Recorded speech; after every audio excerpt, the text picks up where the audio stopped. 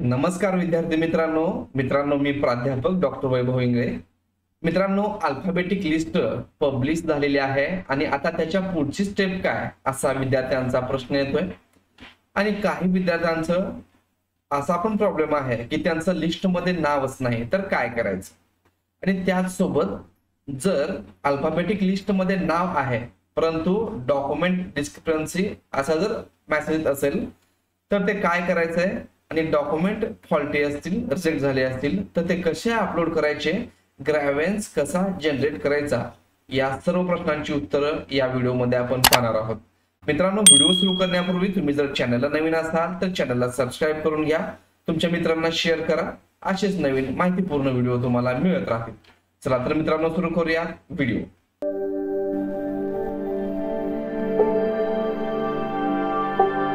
मित्रांनो, आपण जेव्हा LLB 3 इयरच्या कॅप पोर्टलला येऊ तेव्हा तुम्हाला इथं ह्या लिस्ट लागलेले दिसत असतील। अगोदर आपण पाहूयात की लिस्ट मध्ये नाव नाही तर काय करावं।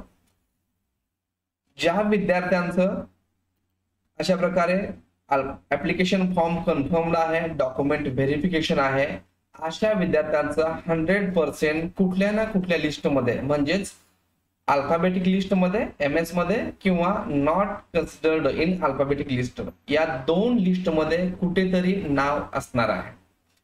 आता ते शोधायचं कसं, तर तुम्ही मोबाईल मध्ये सर्च ऑप्शन असतं त्यामधून शोधू शकता। परंतु आपलेच एक युजर आहेत, त्यांनी CET सेलला कॉल केलेला होता की त्यांचा नंबर सापडत नाहीये। तर CET सेलने सांगितलं की मोबाईल वरती ही फाईल पूर्णपणे ओपन होत नाही, 1000 पेजेसची ही अल्फाबेटिक लिस्ट MS ची फाईल आहे। तर त्यामुळे मोबाईल मध्ये न शोधता तुम्ही PC मध्ये शोधा आणि ते अगदी बरोबर देखील आहे।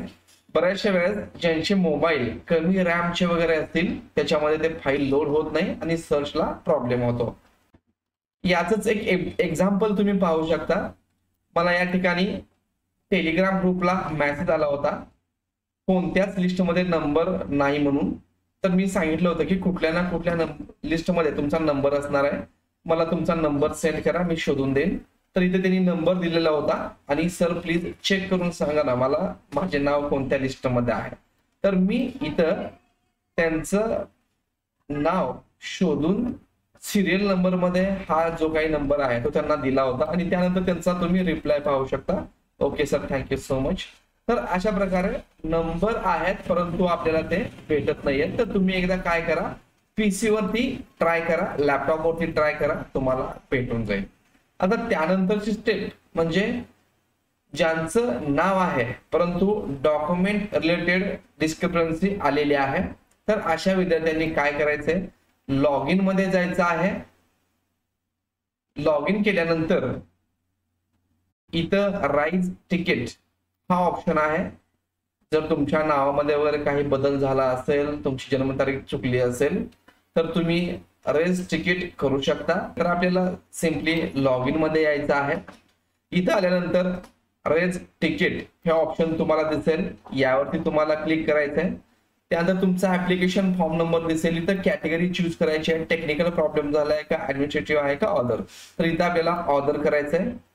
त्यानंतर ऑदर मध्ये जे काही आहे तरी तुम्हाला मेन्शन करायचंय। तर इथे तुम्हाला मेन्शन करायचंय की माझी जन्मतारीख चुकली आहे किंवा माझे PG मार्क चुकलेले आहेत किंवा माझी कास्ट चुकलेली आहे, माझ्याकडे कास्ट व्हॅलिडिटी नव्हती त्यामुळे मी कास्ट मध्ये न भरता ओपन मध्ये भरलेला आहे, तर माझी कास्ट चेंज करून द्यावी। तर इथं ब्राउज डॉक्युमेंट मध्ये तुम्ही ते अटॅच फाईल करू शकता आणि सेंड ग्रॅव्हेन्स करू शकता। आणि ज्यांचे डॉक्युमेंट वगैरे अपलोड करायचे असतील तर इथं तुम्हाला अनलॉक ऍप्लिकेशन फॉर्म यावरती क्लिक करावं लागेल।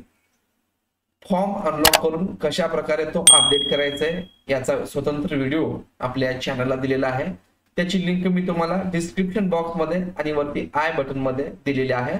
तो व्हिडिओ रेफर करा, डिटेल इन्फॉर्मेशन तुम्हाला मिळून जाईल। तर अशा प्रकारे ग्रॅव्हेन्स सेंड केल्यानंतर तुमचं जे काही चेंजेस आहेत ते तुम्ही करू शकता। अनलॉक फॉर्म करून देखील तुम्ही ऍप्लिकेशन फॉर्म करू शकता। त्यापूर्वी CET सेलला एकदा कॉल करून विचारून घ्या की जर आता ऍप्लिकेशन फॉर्म अनलॉक केला तर तो परत लॉक होईल का। आणि डॉक्युमेंट व्हेरिफिकेशन स्टेटस इथं तुम्ही चेक करू शकता. जर एखादं डॉक्युमेंट चुकलं असेल तर इथं तुम्हाला काहीतरी कमेंट आलेली नक्की असणार आहे. आता इथं सर्व व्हेरीफाईड आहे, कुठलाही प्रॉब्लेम नाही. आणि आता आपण पाहूयात की अल्फाबेटिक लिस्ट मध्ये नाव आलेलं आहे, तर पुढची स्टेप काय आहे. तर मित्रांनो, ज्यांचं अल्फाबेटिक लिस्ट मध्ये नाव आहे त्यांना आता काहीही करण्याची गरज नाही. 29/7 ते 31/7/2024 या वेळेमध्ये ज्यांचं नॉन कन्सिडर्ड अल्फाबेटिक लिस्ट मध्ये नाव आहे किंवा ज्यांच्या काहीतरी चुका झालेल्या आहेत फॉर्म भरताना, अशा विद्यार्थ्यांनी ग्रॅव्हेन्स जनरेट करायचं आहे.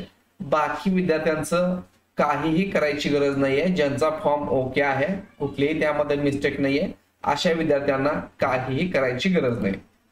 आणि मग पुढची स्टेप जी आहे ती म्हणजे आता डायरेक्टली 5/8/2024 ला फायनल मेरिट लिस्ट आता पब्लिश होणार आहे.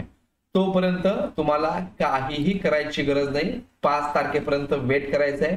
ज्यांची नावं अल्फाबेटिक लिस्ट मध्ये आहेत त्यांची ऑटोमॅटिकली 5 तारखेच्या फायनल मेरिट लिस्ट मध्ये येणार आहेत. आणि ही 5 तारखेची लिस्ट असणार आहे.